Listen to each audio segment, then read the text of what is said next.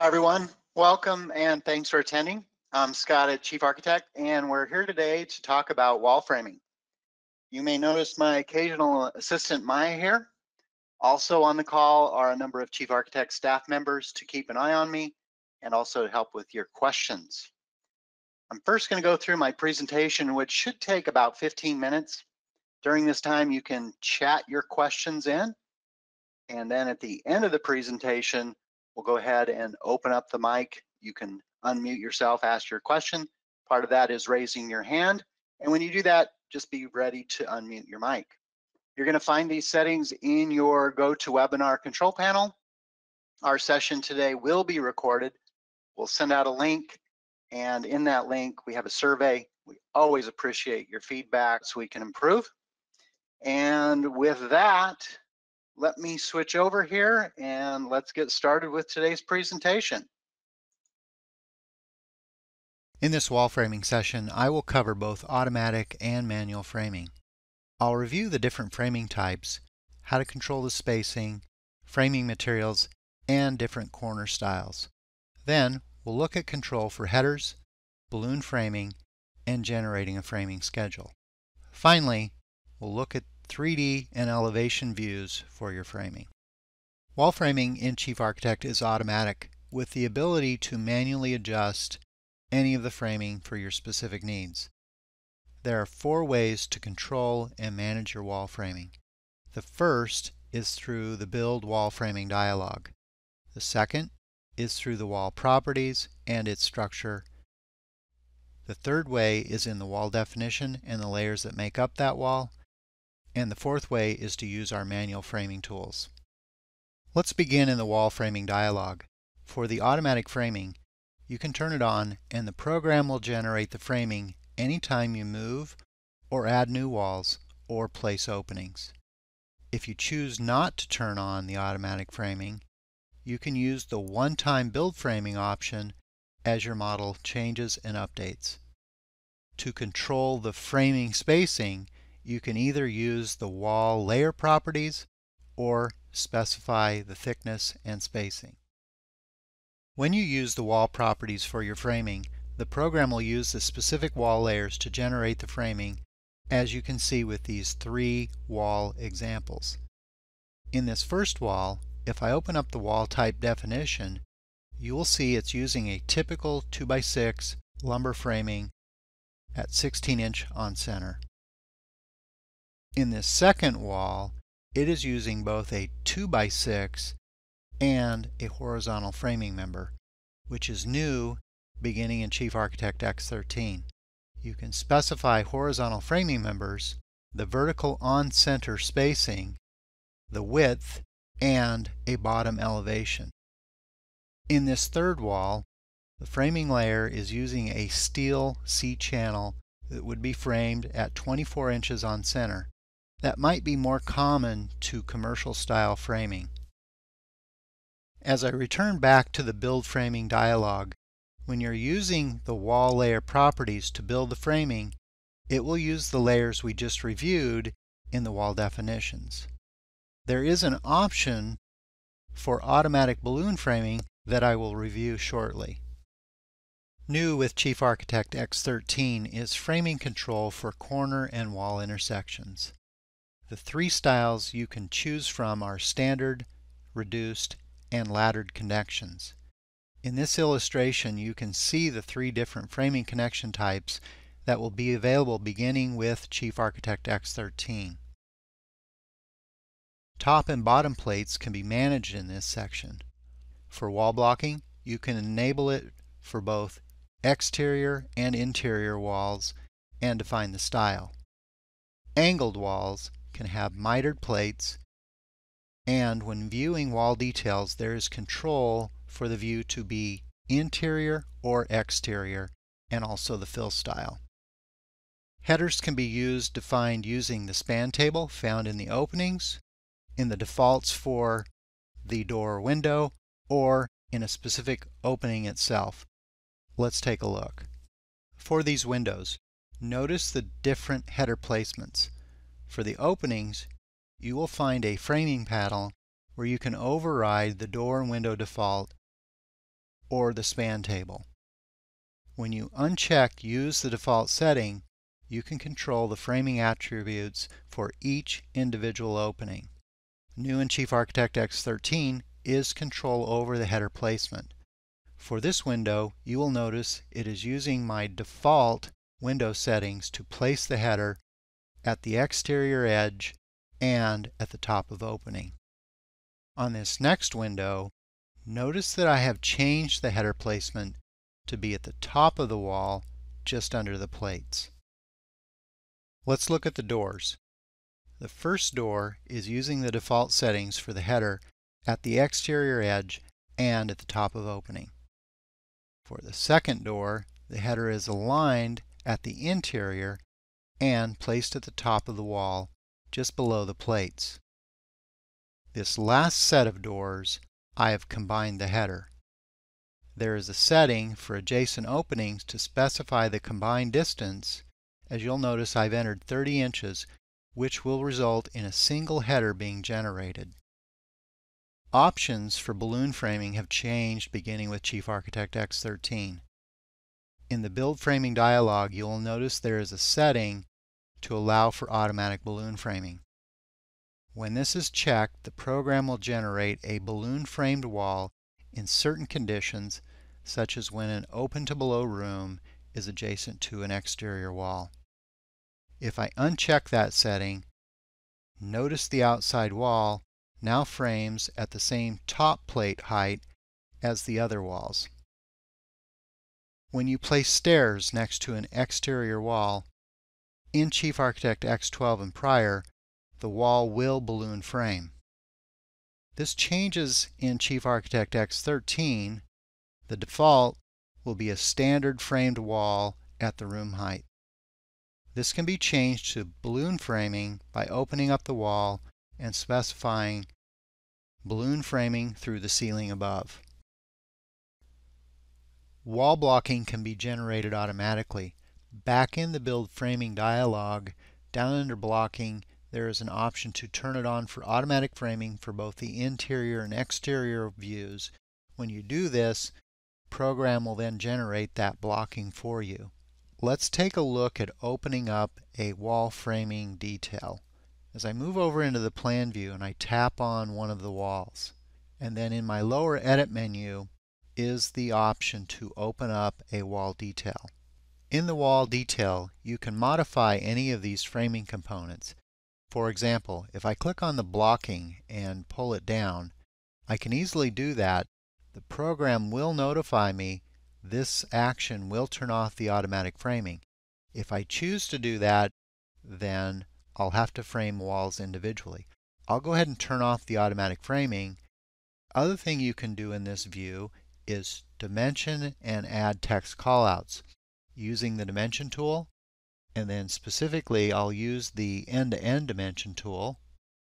I can come in and I can dimension the rough openings for both the door and the window, and then using the text callout we can come in, add information such as this dimension goes to the rough opening, and any other text that you want to call out for your detailed information. Another nice thing you can do for your wall framing details is you can put a schedule of materials. As I zoom out, up in the Tools menu underneath Schedules, for the framing schedule, I can place a schedule.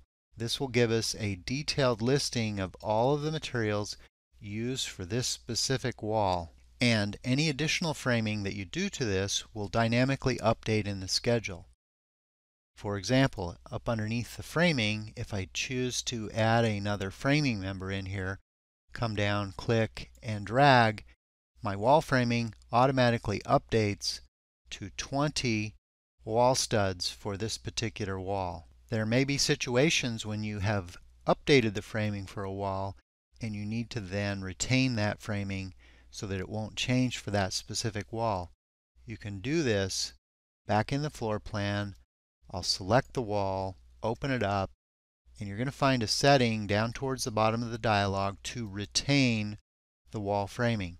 When you rebuild any of the other framing members or turn on automatic framing, this wall will retain its framing and not update. Once it's been selected for retain framing, notice that in the bottom edit menu there is no framing option. When compared to clicking on the other wall, there is the frame specific object. So if you need to update the framing on this wall, if you move the door, for example, notice that the framing will not update. Again, the automatic framing is not on. I would need to open up the wall, remove the check mark for retain framing. Then when I rebuild the framing, it will update. Let's go ahead and turn on our automatic framing back on. So we'll just come down into the framing, turn that back on, and then the framing will update.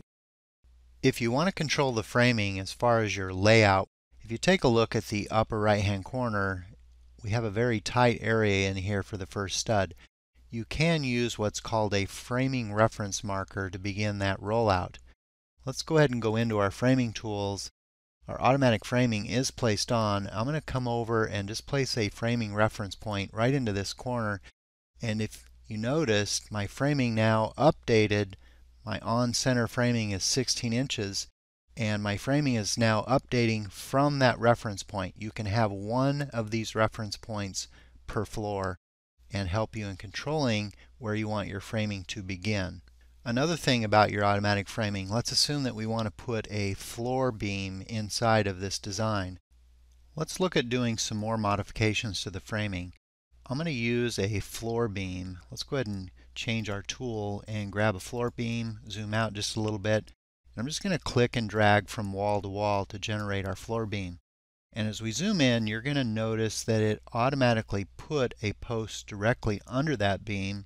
Go back into our floor framing view, and you can see exactly where that beam has come in, and it's placed a post automatically since the automatic framing is on. Any of these walls, as we previously did when we opened up the wall detail, can be manually edited. And if you take a look at this moment framing design, all of these framing components from the structural engineer have been added into the program to generate this detail for this particular design. Throughout this session, I've been using the 3D framing overview camera to generate views like this specifically.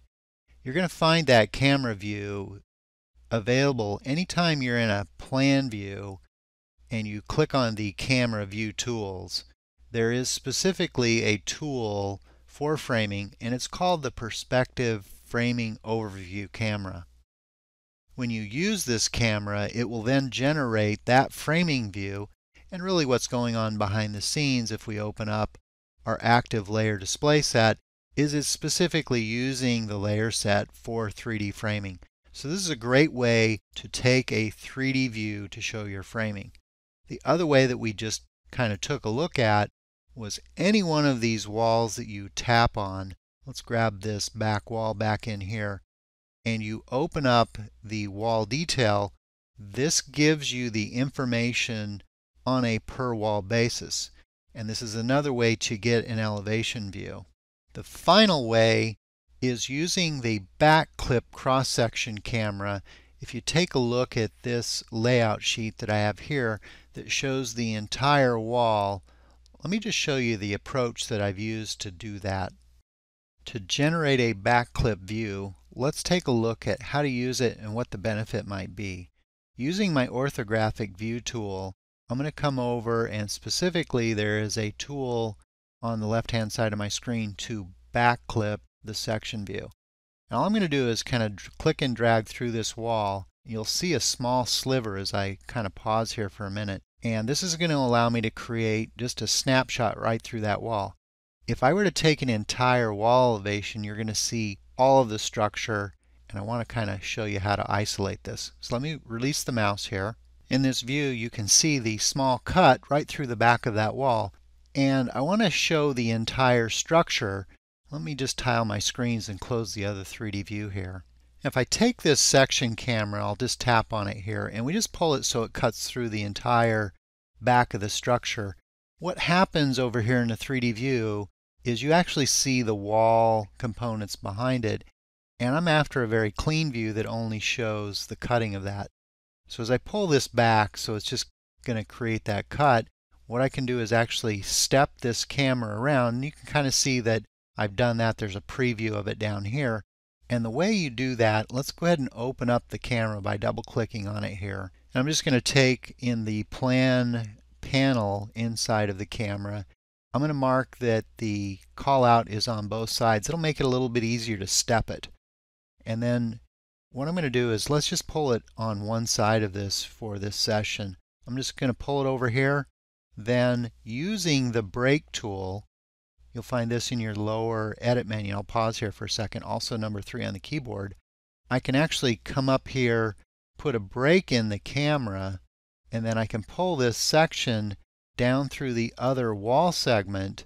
As we kind of slide over, you can now see that cross section is only showing the view that I'm after. Let me just open up the completed camera over here. And now as we broaden out and look at the entire back side of the plan, I'm not seeing any studs that are on secondary walls back behind it. It's a nice clean view. And I've also built a specific layer set, so I'm not seeing anything. We'll just kind of slide over to my active layer display options. You can see I'm using a section view for wall framing.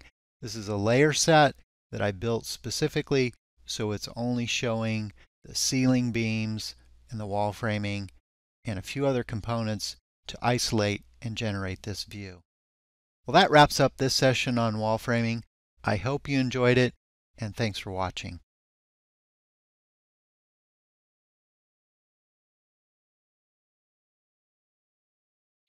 Okay. Well, thanks everybody. And if you have specific questions, let me just turn on my screen share here. If you have any specific questions and you'd like to raise your hand, go ahead and do that. Be prepared to unmute your microphone. And with that, I'll turn it over to Carrie to see if we have any questions out there. Scott, it looks like we have a question from Tim Schrock. Go ahead and unmute yourself and ask your question. Hey, Scott. This might be, first of all, let me say I'm excited to see these changes in X13. Looking forward to that. This might be more for a material list question, but I noticed in the material list, for instance, I see like 500 feet of 2x6. You know, I saw you did that framing schedule. You know, I'd rather see, I need 50 10-footers, you know. Sure. Is there a way to, is the framing schedule the best way to do that for like, and I do mostly additions, remodel, you know, type of thing. So if I did that, if I framed just the walls we're adding, is that the way through a framing schedule to do that type of thing? So if one thing I understand, Tim, you want to get your materials list maybe instead of lineal feet, maybe as a buy list or a cut list or something like that. Right. Yeah. So we have a option in our program called structural member reporting. And if you come down to your materials list, and let's just calculate from all floors. And if you look at my upper section of my menu here, where it says lineal length, you can change this to a cut list or a buy list. And if we were to change this to maybe to a buy list, and we switch that, and we come back down, it probably jumped pretty quickly, but my framing information actually now is showing very specific. In many cases, I may have a 20-foot plate in here, but that allows you to control if you want it in lineal or buy list or cut list. There's also a lumber table that goes behind this that you can go in and put preference if there's a better deal on 20-footers versus 16-footers. And how do I get to that lumber table? So you can come in and let's go down here and see if we can edit that. Where did I have that setting at? Yeah, in X13, if you click on the Edit Active View button there, your little one with the pencil on it, go to the Options panel. Right. And click the little pencil again right there. Okay. There's your dialogue. Okay, so yeah, and so thanks. So inside this structural member reporting, it's a little bit different. I'm using X13 here. When you go in here, you have a priority and you can ship your own lumber table in here. And if we kind of scroll down, then you can figure out how you want to prioritize and add these things. Okay. Never played with it, this material this deeply, so thank you very much. You bet. You bet. Thanks, Tim. Scott, we have a question from Brian Ferris. Hi, Brian. Go ahead and ask your Hi. question. Good morning. So typically in my framing, we have a lot of shear panels, and I need at every panel edge, every say 4 feet, I need to add either a double stud or a 3x for edge nailing. So is there a way I could set up that so it automatically frames? Because typically, you know, I'll have say a stud centered on 4 foot, but I need to move it over 3/4 of an inch and add another one next to it to have the panel edge land on the center of the two. Yeah. Yeah. So to do that, Brian, automatically every 4 feet where you have a double, is that kind of what you're asking basically for? a double or a 3x, you know, it would be, that's what we have to do typically. Yeah. So if we kind of zoom into one of these walls that I have open in here, and let's see if I have a framing reference marker. It might be at the top. No, we'll put one down here at the bottom. Yeah. That was a good trick, by the way. I didn't know about that. Yeah, the framing reference marker can help you in your layout. So if I grab one and I put one down here, I have automatic framing on. So it kind of jumped, and this wall is scheduled to frame at 16-inch on centers. So if you wanted a double stud in this area, I'd probably turn off the automatics and then use the multiple copy, set it at 48-inch on centers. Then you could use that multiple copy. I can't necessarily do that automatically in the program, but if we turn off the automatic framing, you probably are familiar, this is going to prompt us to turn it off. Then the program, once we turn it off, then you can manage that stud and do it that way. And I might just pause here for a minute. Al, if you have a suggestion on how you might do framing in this scenario, maybe you could share with us? No, I think you've got it there, especially when you have to do panelized and you're trying to get that double stud. You have to, so I would basically do the first one and then just do a multiple copy, like erase the appropriate ones in that wall and then do a multiple copy at 4 foot centers. Now, if you do it in the detail, it's also going to show in the plan. So you have the option of doing it in either spot. Either way, sounds good. Another, just a quick question. I saw it looked like on your framing of the cantilevered section of the roof that the outriggers were not framed through, that they were done as blocks, which structurally to me isn't correct. So do you know, is there a way of changing that? You know, the outriggers, it's to support the eave there. It looked like the last rafter on top of the wall was continuous.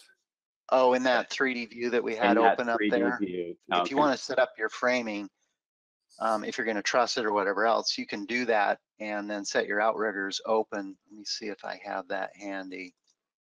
And like structurally to support that eave, you would need really that outrigger to be continuous, not the rafter, I think. Right. Let me see if this happens to have it. I was looking for a quick picture. So in this case, of course, this outrigger is turned at 90 degrees, right? Right, that's correct. It was that other 3D view you had. Didn't know if there's a way of changing that in the automatic framing. Can you? Well, when you build your framing, in particular, if you go into the build framing, let me grab that real quick, and you're looking at your roof framing, one of the things you can do for your lookout, if you want to turn it, mine's turned at, so this is going to be a flat 2x6. You could flip this around, put this at 1.5 and change the other value at the 5.5, and then you're going to flip that. You rotate it, Yep, and so it would be more like what we were just looking at. Okay. Yeah. Great, thank you. You bet. Scott, we have Elvin Sperling with a question. Go ahead and unmute yourself and ask your question. Hi, Scott. Yeah, I love that the floor beams and stuff framing around those. That's a wonderful new feature. Will the reporting show the post underneath that beam as lumber, or will it show up in our post and column schedule?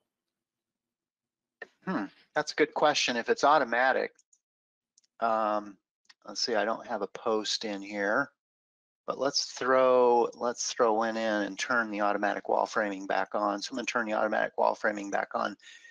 And let's just see if we can throw a post over in here or a floor beam. So let's grab our floor beam tool and we pull through here. And we've generated a post right in here, right? Yep. And if we open up that wall detail, let's take a peek. So here it is. And if we throw in a schedule off to the side over here, so we'll come down to our schedules and grab a framing schedule. Let's post that in here. So it looks like we've got, yeah, it's not showing up as a separate post in there. Yeah. Scott, is it T12, the 6x6 wall framing on the bottom? That could be it. Let's turn on our labels and just verify and check it out. So let's go into our labels and turn that on and see if we can zoom in and maybe move a couple of these labels around. Yeah, maybe it's hidden back there. So yeah, it just didn't pick up the name description. Probably, thanks for pointing that out. Yeah, I think if we turn on the description, which I don't have turned on in here, let's come down and let's grab the description field here. We'll add that into our table. And then if we slide over, since we now have the description, you can see it. That's why we have staff to keep an eye on me here, Alvin. All right. Love the new features. Thank you. Yeah, you bet. Scott, we have Amy here with a question. Go ahead and ask your question, Amy. Good morning. Can you hear me? Hi, Amy. Hi. I'm interested in creating a wall section that shows the framing with the foundation underneath it. And Okay. I want to do a clean keynote schedule to tell what materials where. How do I do that? And it seems kind of complicated when I watch the video with respect to creating a copy and then making another copy in the default layer. Okay. So I'm very unclear on this. Okay, sure. Well, let's take a look and let's see if we can figure out what you're after. So here's a 3D view of this incredible house that we have. And so I have a foundation here. I don't have all the framing members. You can see I'm missing a rim joist. So if you wanted to do a section view that would show both the foundation, the first floor wall, and maybe the second floor wall, is that what you'd be after? Yes. Okay. Well, let's take a look at how to do that. So you do those from a 2D view. So as I move back here and we kind of zoom out, I'm going to use one of the tools. We have just a wall section tool, and that isolates it to a single wall. Okay, so that's quick and dirty. But if you want to see it as the entire structure, one of the things that I like to do is use the backclip cross section, because if I have another wall or something that might be in the middle of the design, I may not want to see this wall. And let me just make sure my automatic framing is turned on so that is generating. So I may not want to see that. So I like to use what's called the backclip cross-section view. And you're going to find that camera underneath your orthographic view cameras. And then it's a backclip section. So at that point, I'm just going to click and drag just through that wall. Can you see where I'm stopping before I release here? Yes. Okay, so I release and I've stopped, and at that point you can see that we've kind of just cut through that section. Again, I'm missing some of the framing things because I don't have maybe a bottom plate and a rim joist because I haven't built those yet. At this point, do you want to see the foundation wall, or do you want to see the supportive wall, or other layers that may not be on? You can turn those on and off. I happen to be using a 3D framing set when I created this view. So does this look okay? Do you want to see something different? If you take the right-hand side of the structure and say slice right through that. So you've got. And you want to cut through the right-hand side where the stairs are? Yeah, I want to see that outer wall. The right-hand wall. Oh, you want to see the side wall? Yeah, or across a section of the stem wall footing, the plate, the studs going up. Oh, you want to see it. You want to see a wall detail. Yeah. Okay. Well, let me grab a. So we have about 500 different details, and so if we just cut, let's cut this section a little bit differently. So if we cut this section, so you see this detail. So what I'm going to do is I'm just going to come through here and cut a small section right through here. Okay. Is that what you're after? Yes, yes, yes. Okay. So now I want to create a keynote schedule to refer to numbers. So you want to put in information in here that would show up that says this is your support ledger wall, this is your stem wall, this is your footing, this is your. Correct. Okay, sure. Well, one of the ways you can do that is with text, but if you want to use it as keynotes, let me just see if I can grab something so I make sure that I know what you're after.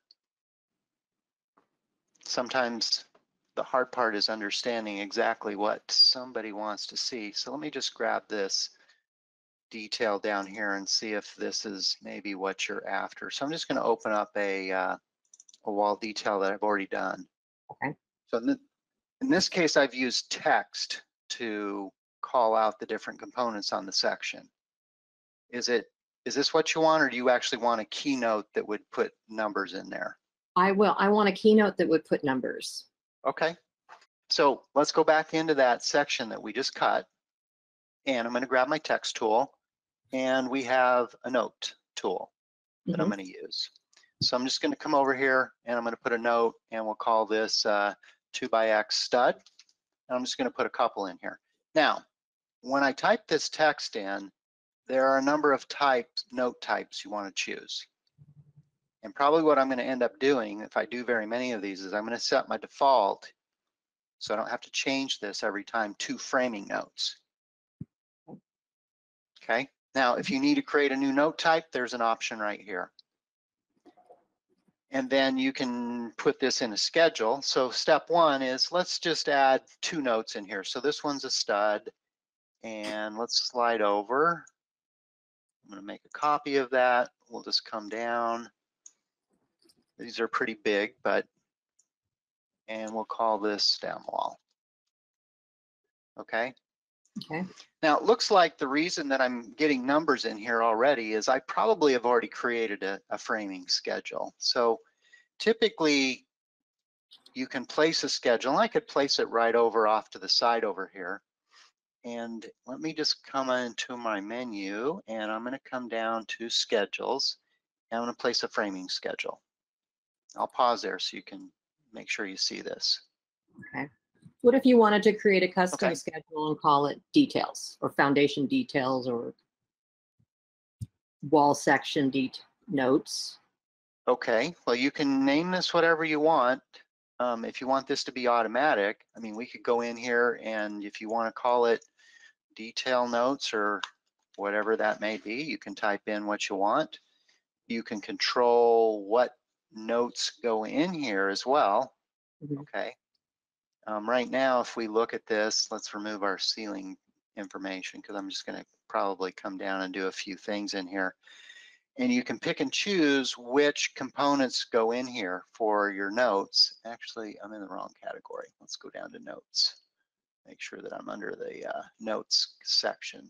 And I want to come down to framing notes. So make sure we turn that on. So I can pick and choose the different things that are going to come into my note schedule. And you can really kind of customize this however you want. Yeah. Does that make sense? Yes. So any of this information, and you can customize how this schedule looks as well. If you don't want the lines in here, all of these can be customized if you want to get rid of the border and display line and put in information just for the, you know, a lot of times I'll just use maybe the type and or description information, and then you can pick and choose what you want in here. Okay.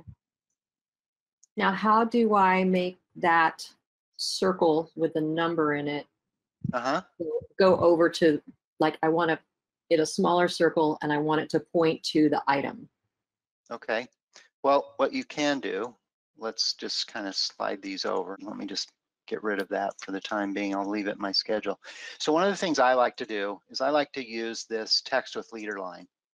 Okay, so if I come in here and we just kind of draw a text with leader line and something like that. Yeah.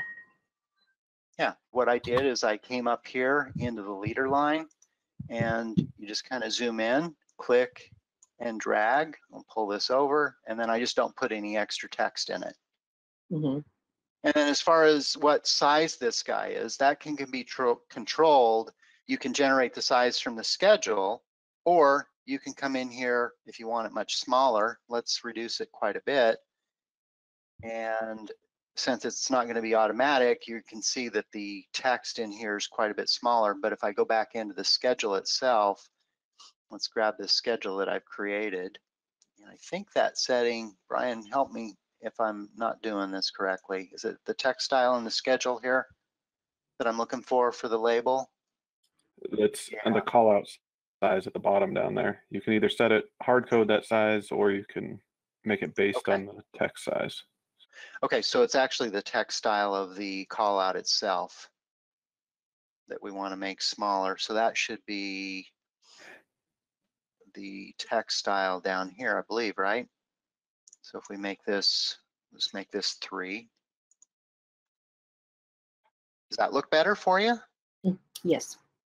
Okay, thanks for calling in today. All right, did you want to check in with Brandon, who has a question? Go ahead and unmute yourself and ask your question, Brandon. Thank you. So this is sort of two, and they're sort of unrelated questions.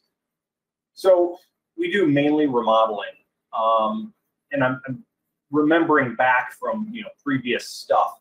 It seemed like the way to just show quote unquote new framing was to adjust your wall types and take out the framing member and just make that an air gap. Is that still the best way to do it?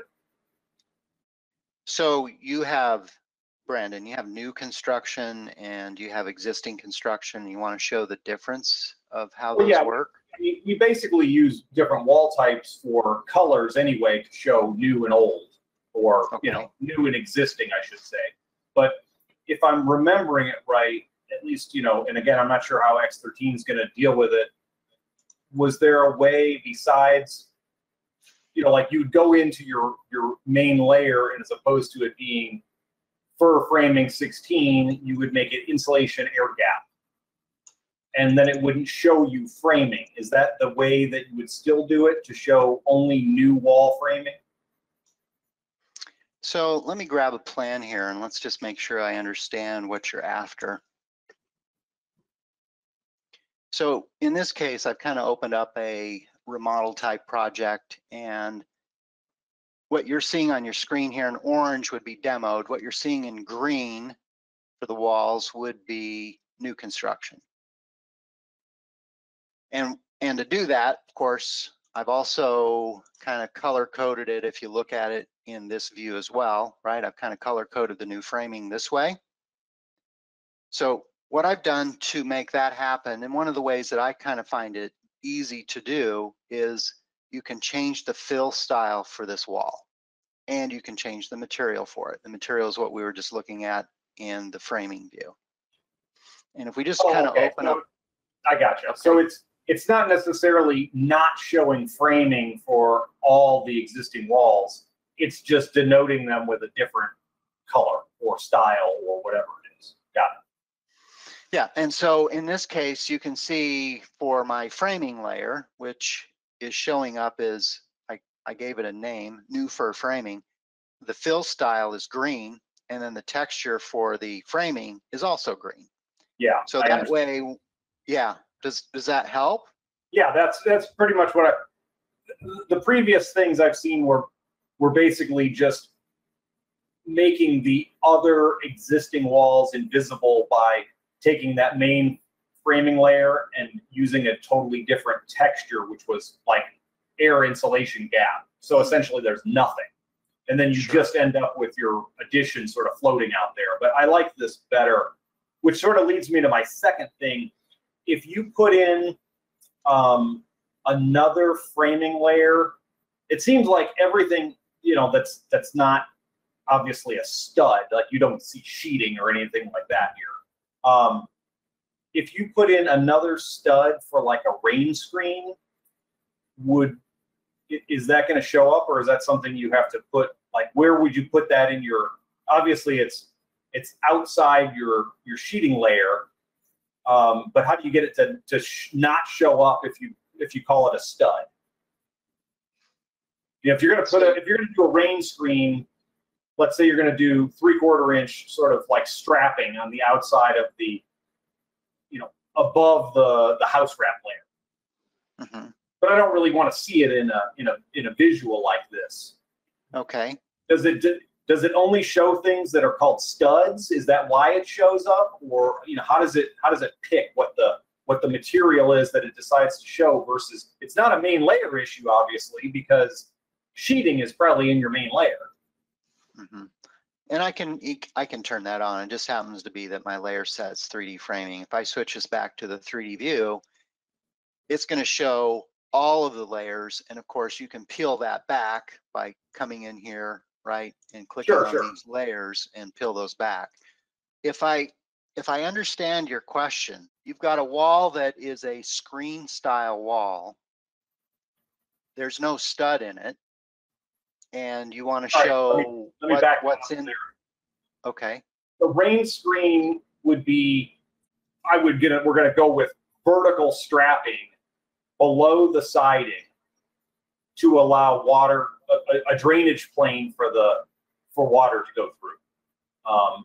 And typically it would be something like 3/4 inch strapping, 3/4 inch whatever, applied to the face of the wall sheeting. So you'd have, if we're going, you know, stud, sheeting, some sort of house wrap, or maybe it was even the zip system, and then over the top of that would be like a rain screen. So like another vertical stud, only 3/4 inch thick. I just wasn't sure if you did that, would it show up as this other floating layer because it's a stud, or, you know, or how do you denote it? How do you denote something that you don't want to see? Okay, let's go in and look at our wall types in here, and we'll see if we can kind of investigate and see what you're after here. So I've got a wall here, and if you make a copy of this so I don't mess this one up, and we call it screen or something different. So you've got your framing layer in here. You've got your OSB. You mentioned house wrap, and then you've got a strapping layer where this exterior is on the top. Is that what you're? It would be above the house wrap. I mean, typically I'm putting my sheeting layer, the OSB, into the main layer. Okay, that's fine. Because that's typically the dimensionable piece. Okay. So after the house wrap is where you're going to have this screen wrap. Would you still have the exterior siding on it? Yeah. Okay. It provides just an air gap. I'm just wondering how you would show it as, it's essentially a new framing layer, but that you don't want to have it be framing. But you don't want to have it show up as a floating layer. I just wasn't sure how the program saw framing, multiple layers of framing. Okay, so it's framed, but you don't want to see it. Is that what it is? Okay. So you don't want to see, you want to see maybe the main framing layer that I have down here that's green. Correct. But this framing layer on the outside that you'd want to frame, you wouldn't want to see it. Correct. Okay, so if I come in here, and Al, feel free to jump in. If I insert a new layer at the top, okay, and let's call it 1.5 inches in thickness, okay, and we just take the fill style and we just make it something that's solid that will show up, that we see in this case here. It's actually below your siding. Okay, no problem. We'll just move it down, right? Yeah. Move down. So here it is. And if I want to make that just a strapping layer, you know, one of the easy ways, you don't want to see this as a stud, right? So I probably won't choose that it's a framing. So if I click on this one and I move down here, you see how it's marked as a framing component? Yeah. So when I choose this one, and let's just click on it, and we'll just use, let's see if I can find a fur framing that's just kind of a different color in here. Now, since I haven't marked this, down below is a framing component. It's not marked as a framing component. And we've added 1.5 inches. You see the plan view over off to the right-hand side. We've got this deep purple view. And then let's go back over into our floor plan. Let's draw a wall out to the side over here. Let's change that wall to the one we just created. So that should be down here is the screen wall. Okay. And let's flip our framing back on. Well, I don't have a framing layer, but we'll just go ahead and click on it. We'll build the framing for that wall. Yes. Okay, so I have framing in it. You see in the 2D view, you don't necessarily see framing where the purple is. And then if we go back over into the view, let's switch back over. So we go back into this framing view and we rotate around. I've only got the main framing layer. I don't have that second layer you were talking about. Yeah, that's what basically I was just wondering if it's, I mean, again, I haven't tried it and messed with it that way, but that was what I was kind of aiming for, is that does everything you call a fur stud show up as a wall framing? So the answer is no if you don't check it to be. Perfect.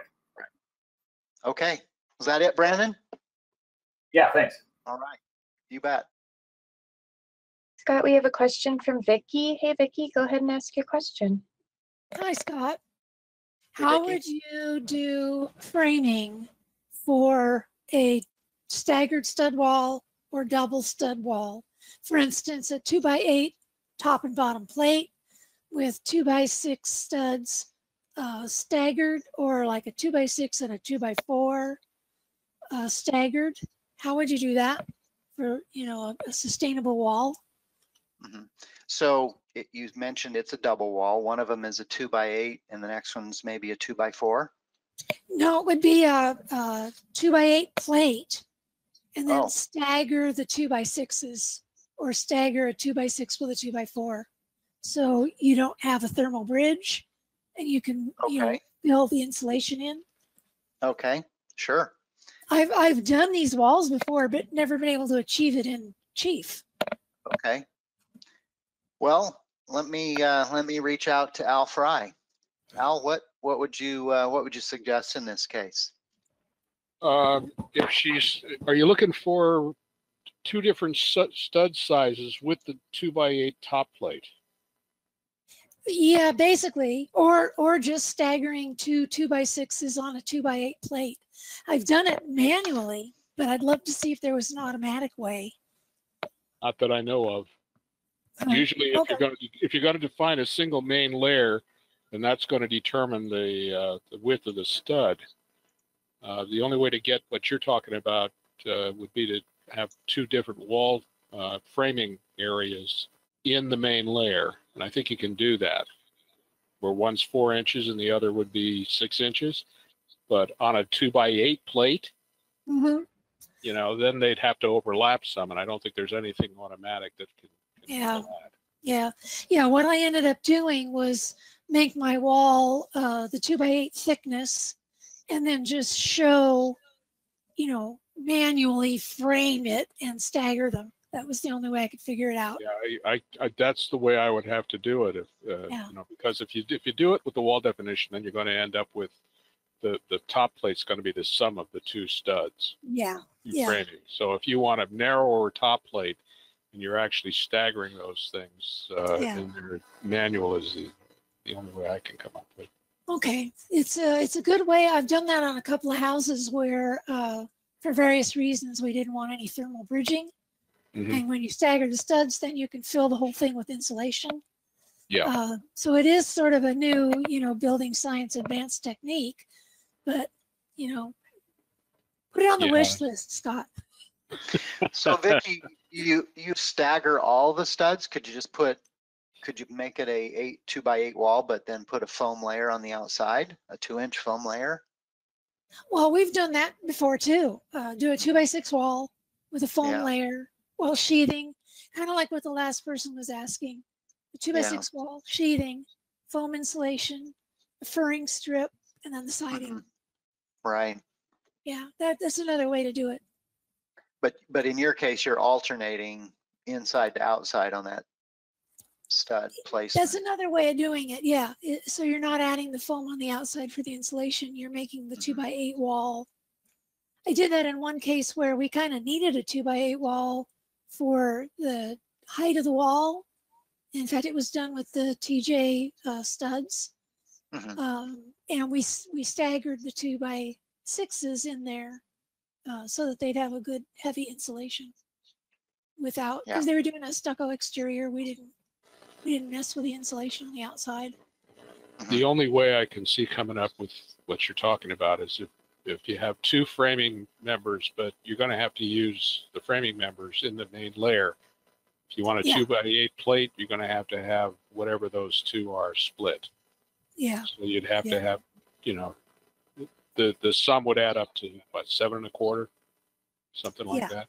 That's a nominal 2x8. Yeah. So, even 2x4 is not going to get you there. Right. So. Yeah. Okay. Well, that answers my question. I'm still going to do it manually where it applies. Yeah. Okay. Thanks, Vicki. Thanks. I can't wait for 13.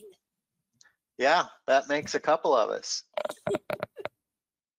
Scott, we have Gordon here with a question. Go ahead and unmute yourself and ask your question, Gordon. Hey, Scott, how's it going? Hi, Gordon. I had a quick question. So wall details versus my wall sections, is it typically what I've been doing, and this is just maybe just an old habit that I need to break, is converting it into a CAD detail from the view and then editing those lines to what I need. Okay. Because maybe it's quicker. If I have converted something to a CAD view, can I still take my wall, backlit cross section and update that CAD view, or am I stuck once I send it to CAD view? It's kind of there. Yeah. So Gordon, when you're taking your views and you convert your view to a CAD detail, let's kind of zoom out and see what we've got here. If I tap on this wall and I open it up and we're looking at it, I can easily come in here and make any modifications. I probably have our automatic framing on. It's probably going to prompt us to turn it off, but this is a live view and I can update it. But if I go and do a view to CAD, so we come up to the CAD menu and you come down here and you create a detailed view from CAD, it switched over to the CAD detail. It was pretty quick.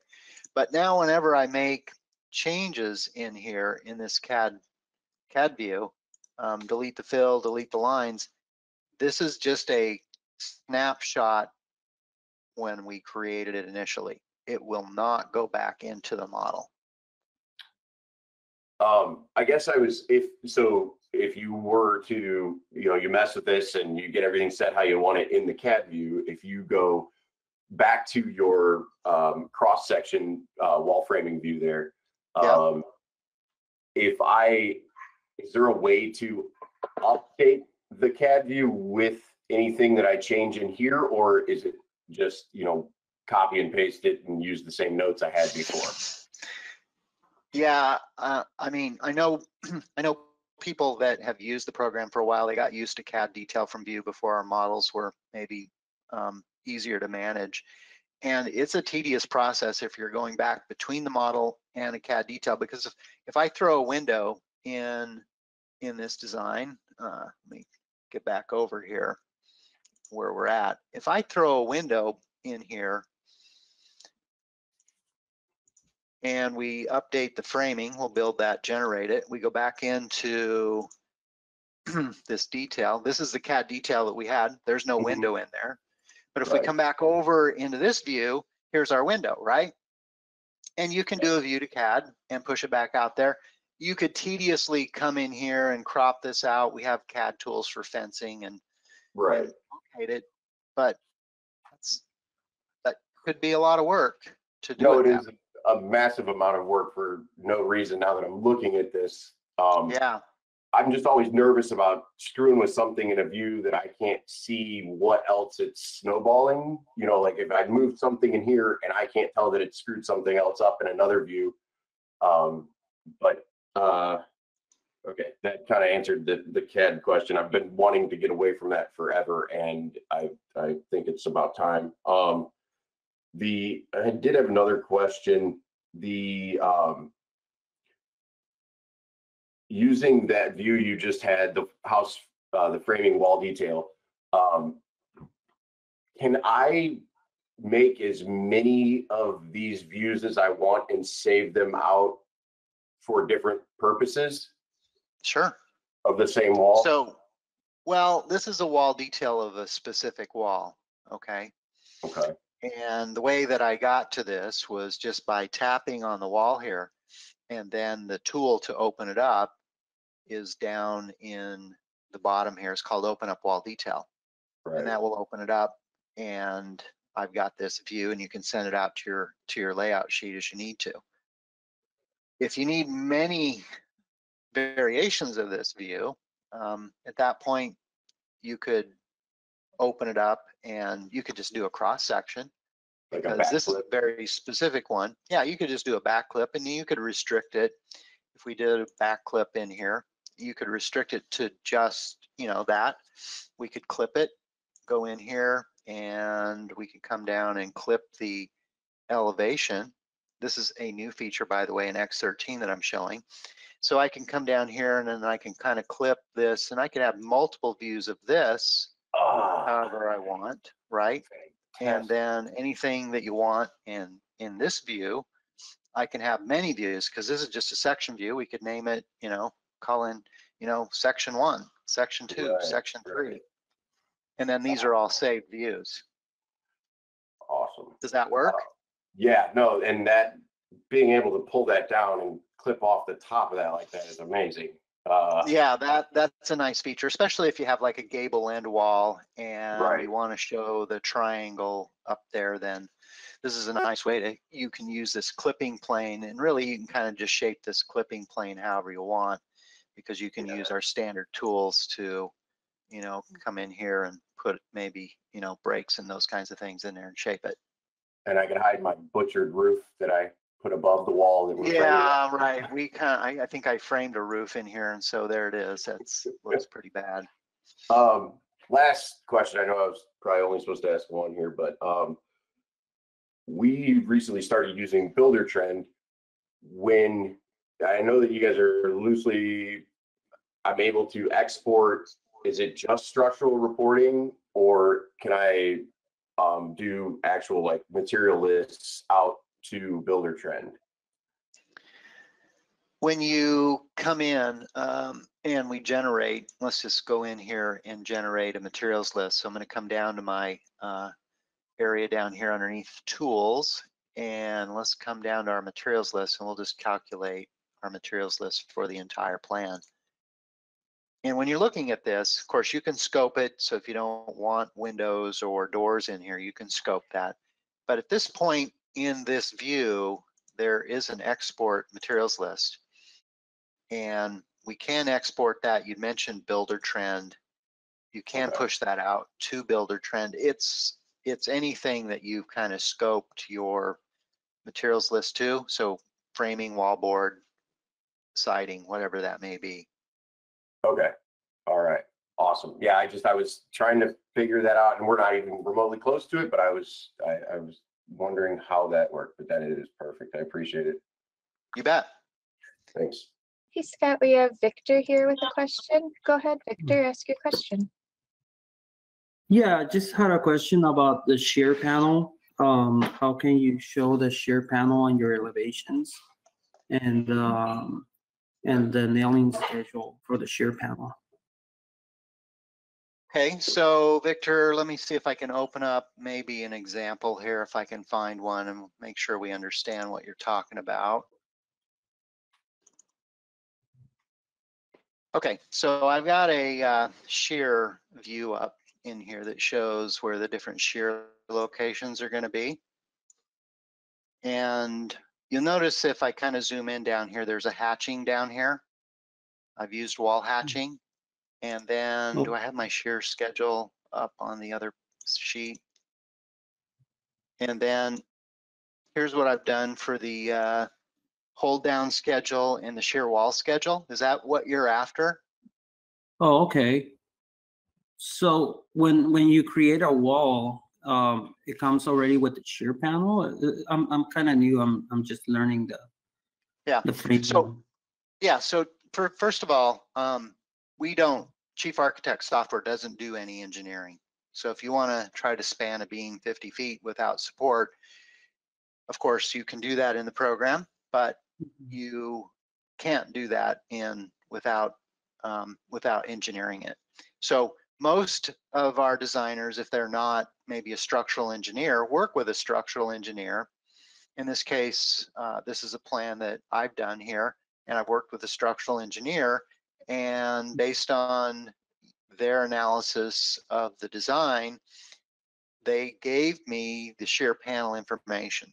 So this actually is a result of a structural engineer doing all the calculations for this design. And then I took their information. So this would have been the text object they either generated in maybe Word or even AutoCAD for that matter, and I just grabbed it and pulled it in. It could also just be as simple as a PDF. These drawings in here to show how the panels are going to be tied together was just a PDF image itself. So I just brought that in. I try not to do any extra work if the structural engineer has already done it, but those could have been drawn in our program as well as an isometric. Oh, I see.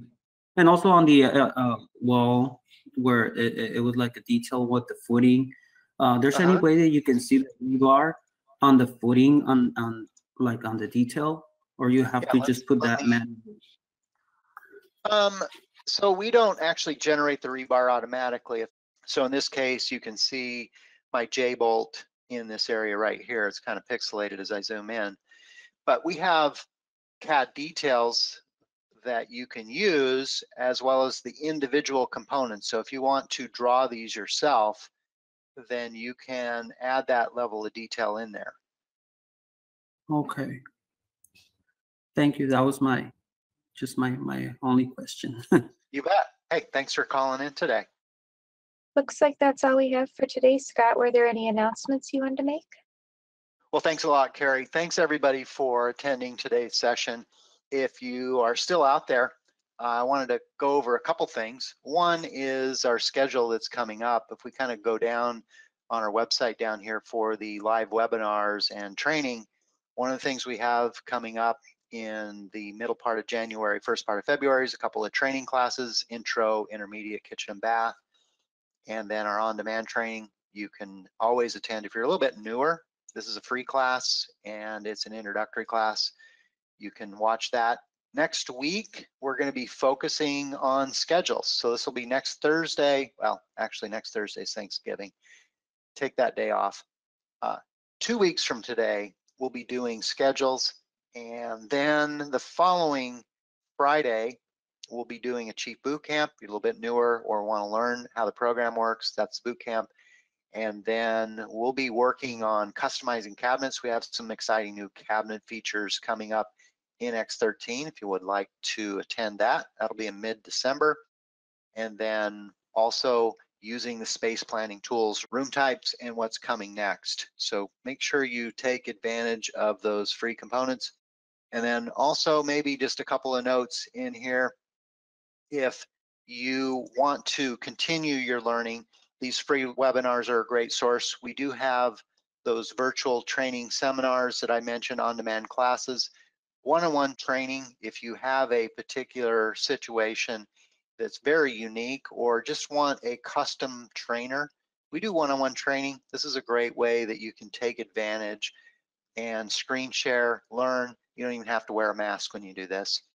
Our videos are up there. We have how-to articles, and then Chief Talk, which is a community of like-minded users out there, are constantly out on our website, and we'd encourage you to participate in that. The next seminar coming up, that would be next 2 weeks from Thursday. Have a great Thanksgiving, a great holiday. See you soon.